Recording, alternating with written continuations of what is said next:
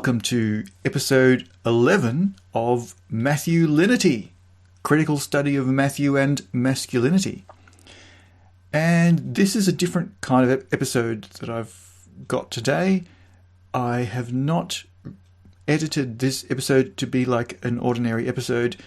It's basically unedited.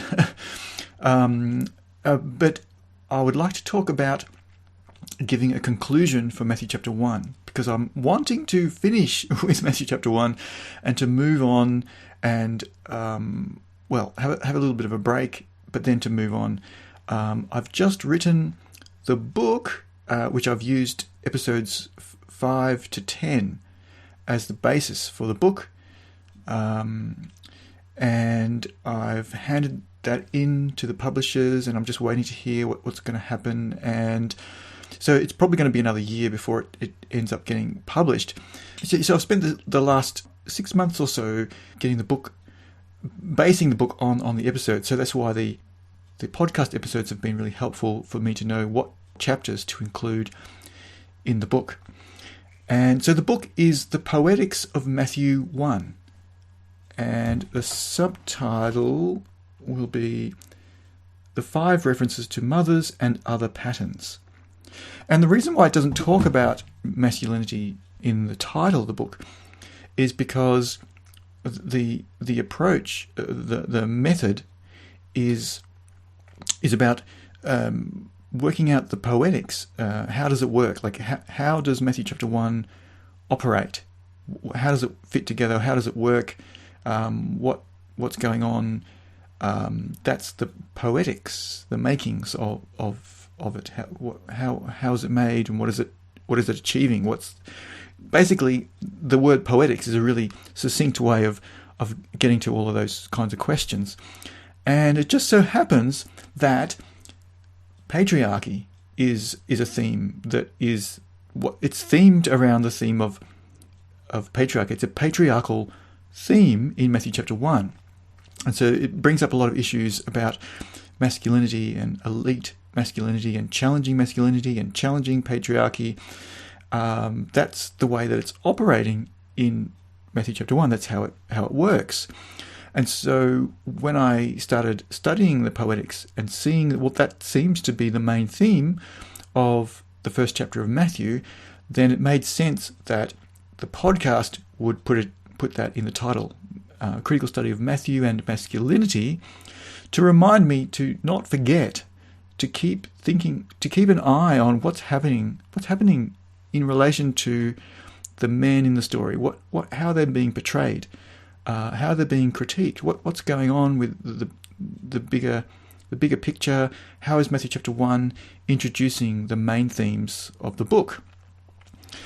So my interest is in poetics, but it just so happens that Matthew is the poetics of Matthew is about how does the heavenly kingdom, with the heavenly patriarch, how does that arrive on earth so that the kingdom of God comes to earth? That's seems to be what Matthew is very interested in, the overlap of heaven and earth, and how does heaven's kingdom, the greatest kingdom of all, how does that arrive on earth, and how did the Messiah arrive? Is the first chapter is how did the Messiah arrive? What was it that enabled the Messiah to arrive?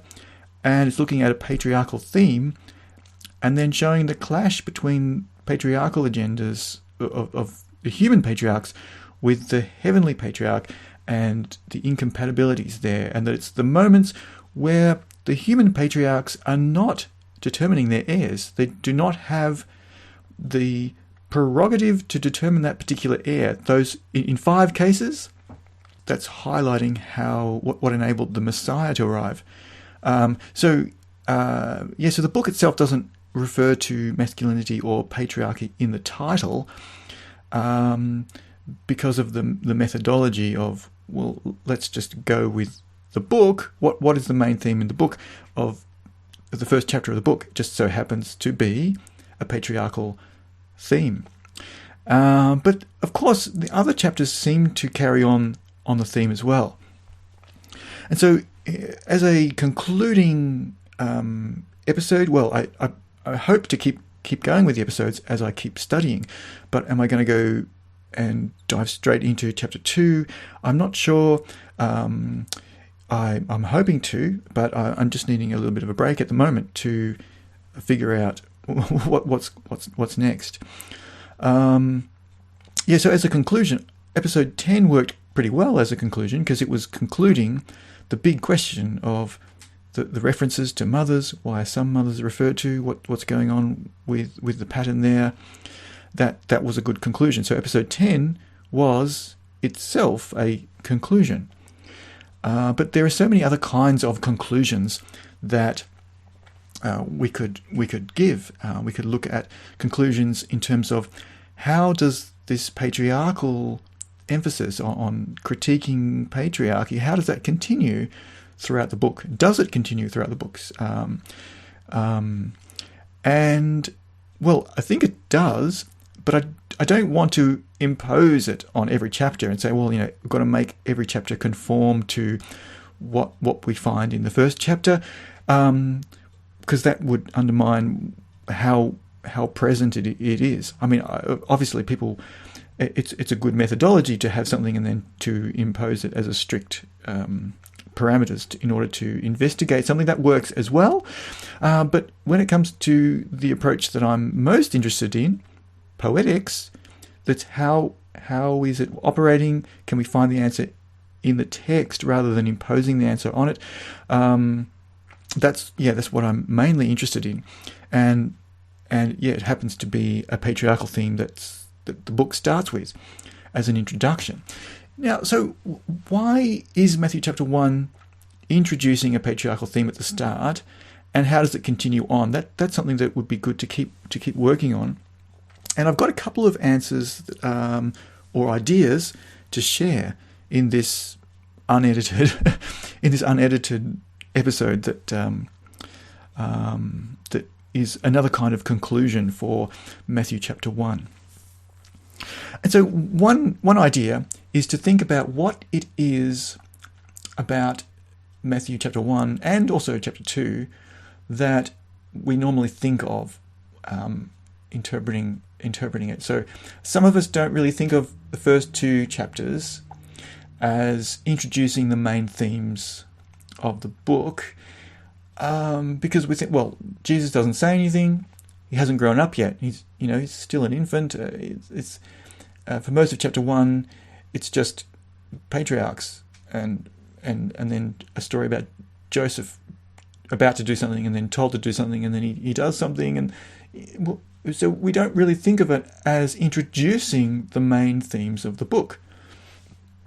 And this partly comes from comparing the book of Matthew with the book of Mark.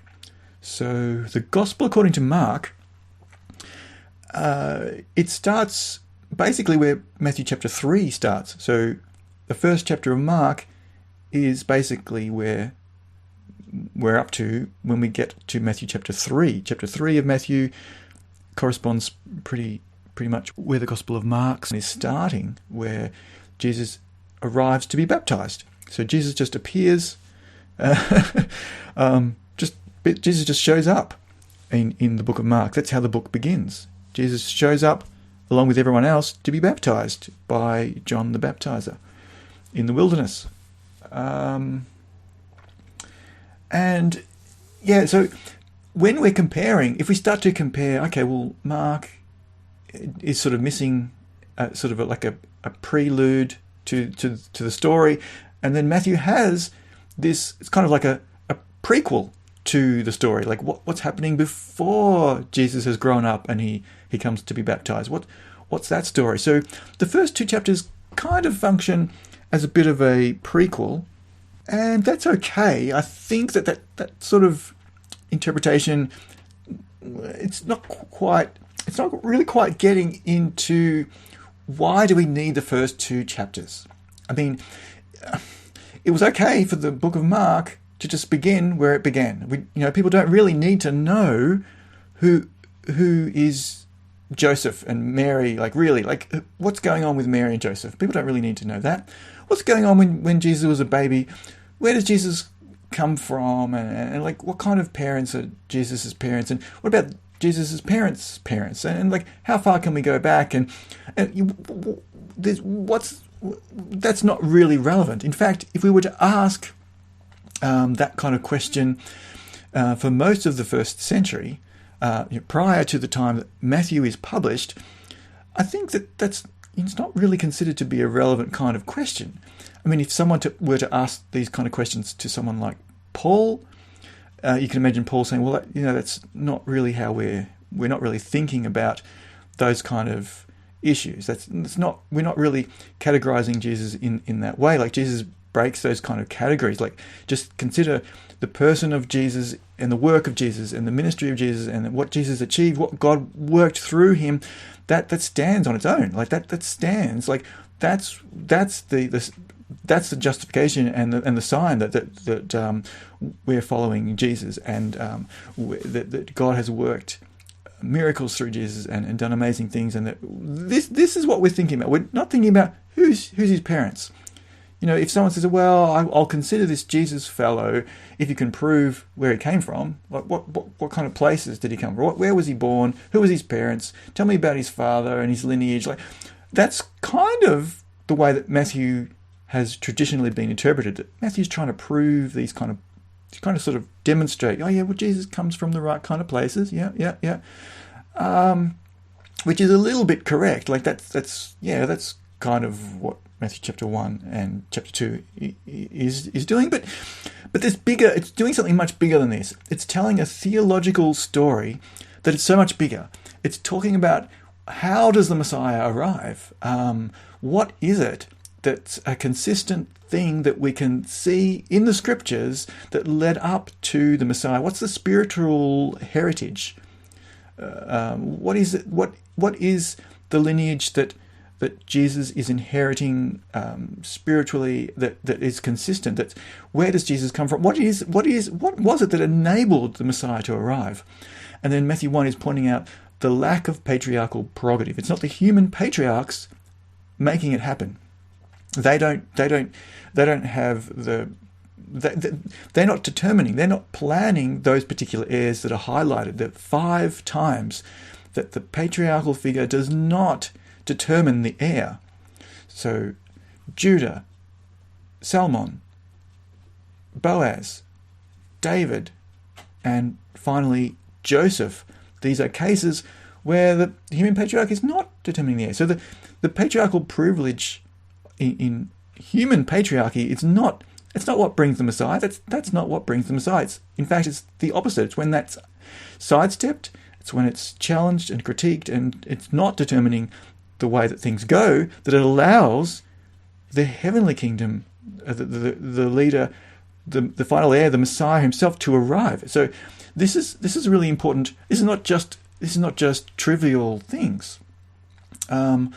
It's telling a story. So if we're thinking about, okay, well, if this is what enabled the Messiah to arrive the first time, what about Jesus coming again? Like Jesus arriving again, the arrival of the Messiah for a second time, to finish the task of bringing the kingdom fully on earth as in heaven. Like how will that happen? And usually the New Testament writers wouldn't want to give a timeline, a schedule. It's not within human understanding and human planning to make it happen. Matthew chapter 1 says, well, the first time it's not humanly planned out. Like that's the point of verse 17, is it's beyond human planning. In hindsight, humans can look back and go, oh yeah, we can see a divine pattern. We can see the providential pattern playing out now that it's all been explained and now that it's finished. But it's not something that you can plan out in advance and say, oh yeah, this is how the Messiah is going to arrive at this point in this way, and then humans are making it happen. Humans are invited to participate. Well, the patriarchal figures in Matthew chapter 1 are either consciously or unconsciously cooperating with bringing the Messiah, but they're not. But it's the times when they're not deliberately having their own agenda to make it happen that makes it happen. So it's showing a clash between the two kingdoms in terms of human patriarchy. It's kind of competing for the same space as the divine patriarch. The heavenly patriarch is that's the agenda that the human patriarchy is kind of clashing with. The human patriarchy isn't quite. It's not the best thing. It's not the ultimate thing. In fact, it's when the human patriarchs don't have the power and privilege to determine what happens that brings the Messiah. So that's something that I concluded. I tried to conclude last time in episode 10. But it's really difficult to show in a single episode how that continues for all 28 chapters. But I'd like to also read out some of the epilogue that I have in the book. So after chapter 10, which corresponds with episode 10, I have an epilogue. So I'd just like to read a little bit from the epilogue. I won't read the whole lot, but it's just got a few ideas of some other things that are continuing on from Matthew chapter 1. So, for example, Jesus' lineage is never claimed by Jesus elsewhere in the book. And we might think, okay, well, that's sort of this idea of, oh, well, it's just a prelude. You know, it's not really introducing the main themes of the book, because Jesus never tries to win an argument by referring to his Davidic lineage. He's not trying to claim an elite pedigree to win an argument. In fact, when Jesus wants to demonstrate that the Messiah might be Lord of David rather than Son of David, he seems to be undermining the whole idea of proving a Davidic lineage. So this is interesting because, well, how does that fit with Matthew chapter 1? Well, one way to look at it is that Jesus is like Joseph. He's dad. So he's adoptive dad or foster dad. I'm not sure what people. There's so many different terms to describe the relationship between Jesus and Joseph. So the guy who was known to be Jesus's father, because Joseph doesn't claim what he could potentially claim. He could have potentially claimed to have access to Mary as his wife, and her child is his child, but the story depicts Joseph as not trying to claim what he could potentially claim, and so again, Jesus is depicted as not claiming what he could potentially claim. In Matthew chapter 2, it's interesting that the Magi come to honor the infant Jesus as if he were the new king over Judea, but not because they know something about his genealogy, but it's because they know how to read the signs in the sky, and they see his destiny written in the stars. So it's via a heavenly means rather than according to a biological lineage.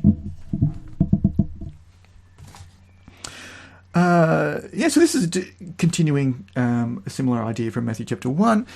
And then again in Matthew chapter 3, we've got the similar idea again, where John the Baptist is comparing the ordinary Jewish folks. He's baptizing them, but he's a little bit uneasy about baptizing the Sadducees and Pharisees who come to him. They seem to be self-assured of their position, of their status, and just expect that John might just validate the position that they have.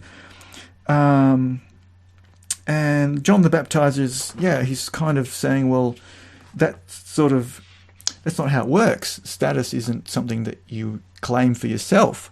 That's not how it works. So heritage is not something that's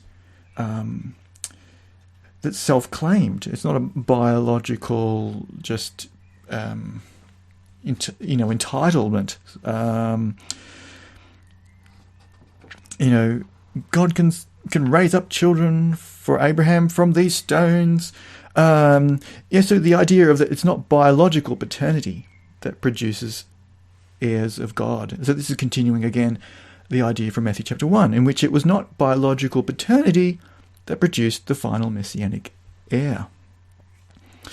Also in Matthew chapter 3, Jesus' baptism is narrated in verses 13 to 17. So John the Baptist seems to have figured out that Jesus is the one they've been waiting for, to lead the people with the Spirit and fire. But this moment of recognition isn't really public. I know we often read the baptism as if, everyone's seeing that, the heavenly dove and the heavenly voice, they can hear it, and they're all recognizing it's like a public recognition. And even scholars often talk about this as, this is like the public moment of recognition, authenticating the role of Jesus, looking at the relationship between Jesus and the Heavenly Father. And this is the enthronement kind of anointed sort of role that's publicly. It's not really very public. It seems like nobody else is really noticing that this is narrated for the benefit of the readers. So the heavenly proclamation of Jesus' status is for the readers and the hearers to know what was not initially public knowledge. So this continues the idea from Matthew chapter 1, in which Joseph is revealed things that he already knows he's not the father, but nobody else is revealed what's going on. Nobody else in the story, apart from Mary and Joseph, know that Joseph's not the father of Jesus. What's going on in this story, it's not public knowledge what's going on. The story is narrated for the benefit of the readers and the hearers of the story. So I haven't really got a lot on. I don't continue. It'd be interesting to continue with every single chapter, but I've got a few other points here. Chapter 13, Jesus is depicted as being appalled to see scribes and Pharisees claiming public honor for themselves. Jesus is instructing his own group of men to do the opposite, to not claim honorable status, to not claim honorable titles for themselves, to not to claim the best seats in the synagogue, not to seek public recognition, because if a man wants to be great in the greatest kingdom, then it's the servant. Like it's those who do not want to be served, but want to be a servant rather than to be served. This whole idea of not being entitled to patriarchal privileges and not grasping and claiming patriarchal status and powers is something that begins right from the first chapter, and it keeps going. It keeps going. And it'll be interesting to study this in relation to the imperial theme, which I haven't yet done enough. I haven't done enough study or research into empire studies and how the imperial theme of the greatest kingdom coming to earth.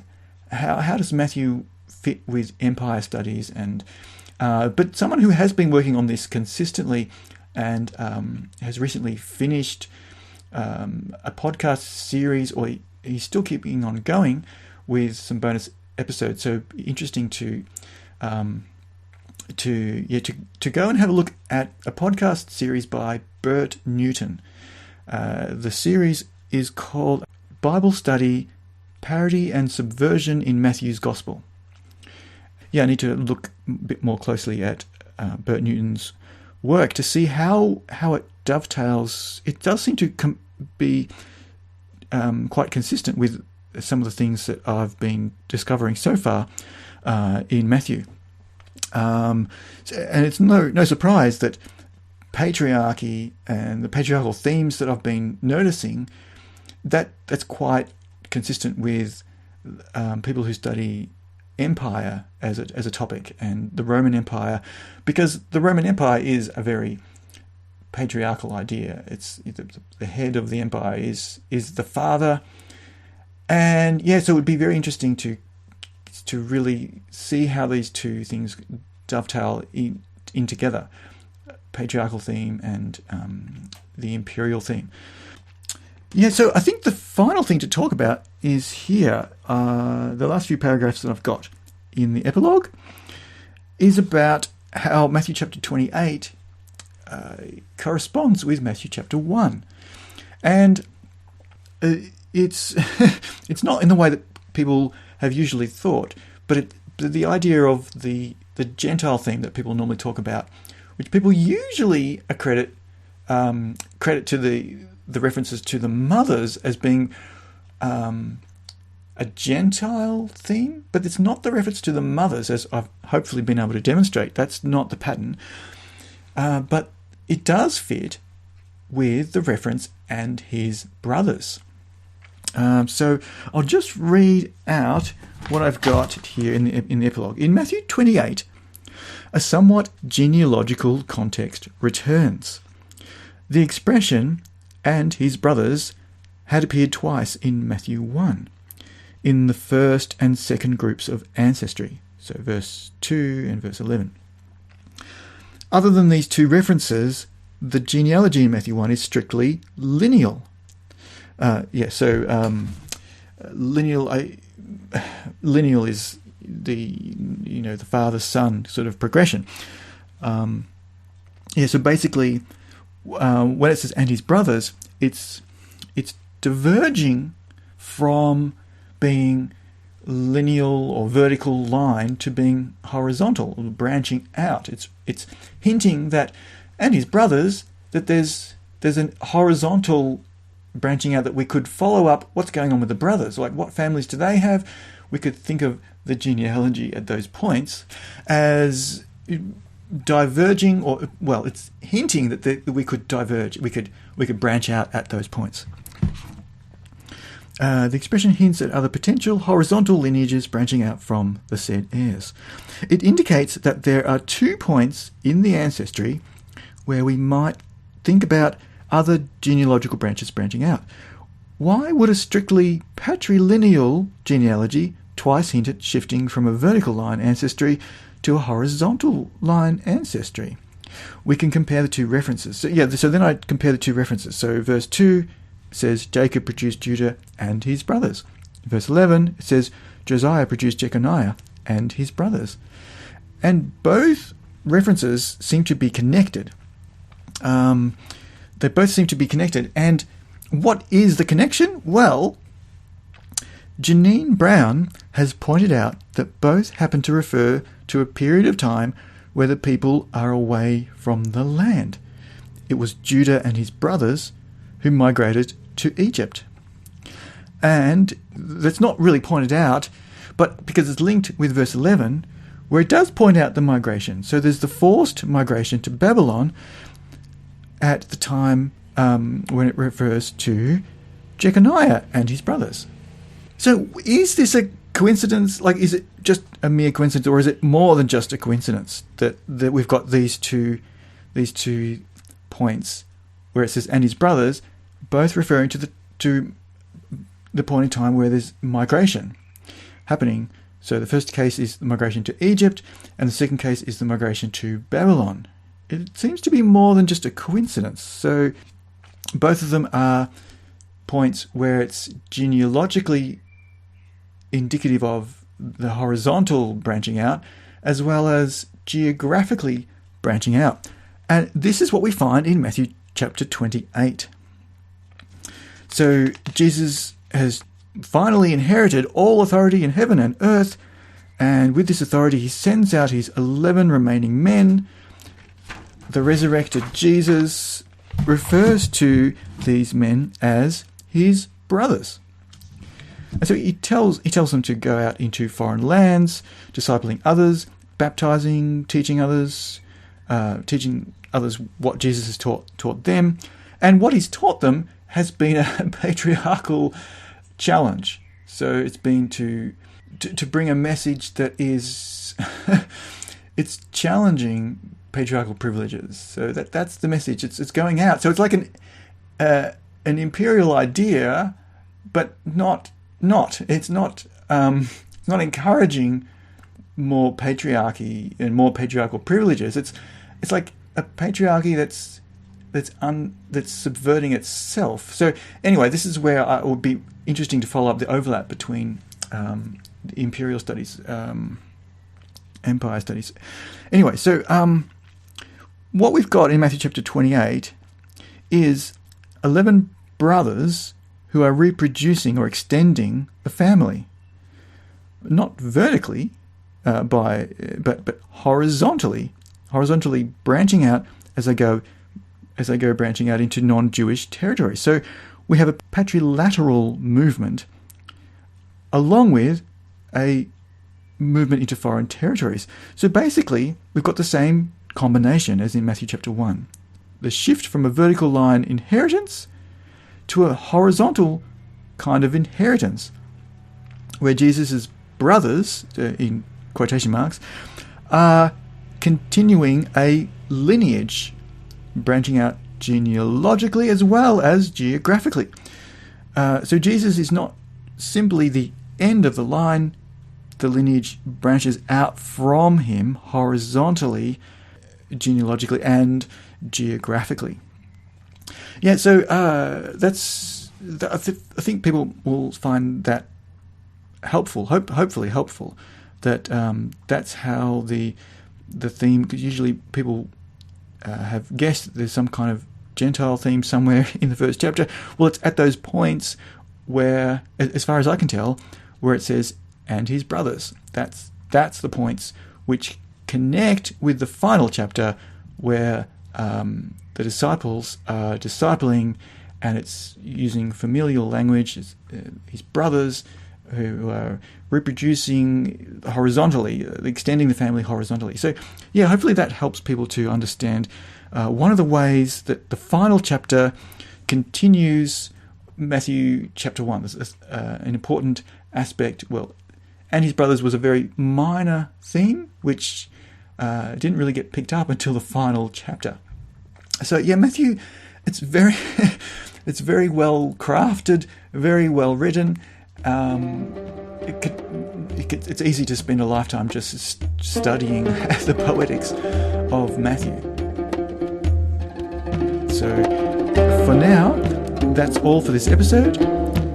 Thank you for listening.